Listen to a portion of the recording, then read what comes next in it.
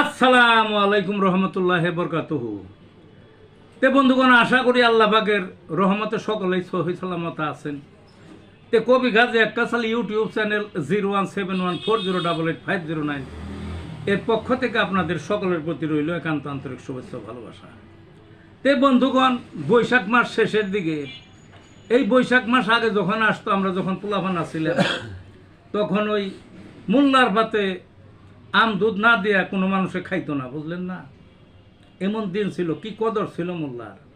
কিন্তু এখন এই যে বৈশাখ মাস পরে আসলো, কেউ মোল্লাদের আর ডাকেও না, দাওয়াতও দেয় না, আম দুধও খাওয়ায় না, নিজেরাই আগে আগে খায়। তাই কবির মনে সাংঘাতিক নাড়া দিছে, তাই এই কবিতাটা লেখা হয়েছে।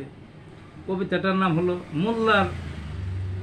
কোথায় গেল মোল্লার কদর। কি কবিতাটার নাম? কোথায় গেল মোল্লার কদর।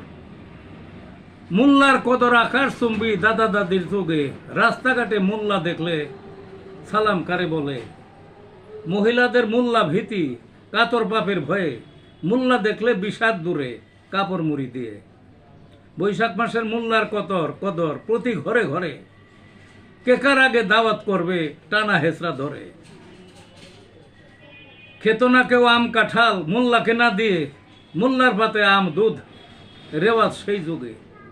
কোথায় গেল সেই দিন, কে বা বিশ্বাস করে, এখন সবাই আম খায় মোল্লাকে না দিয়ে। মোল্লার ধারে না কেউ নিজের উদর আগে, মোল্লার কদর করলে তুমি ফল একদিন পাবে। এই ছিল বন্ধুগণ কবিতাটা। ভালো থাকুন।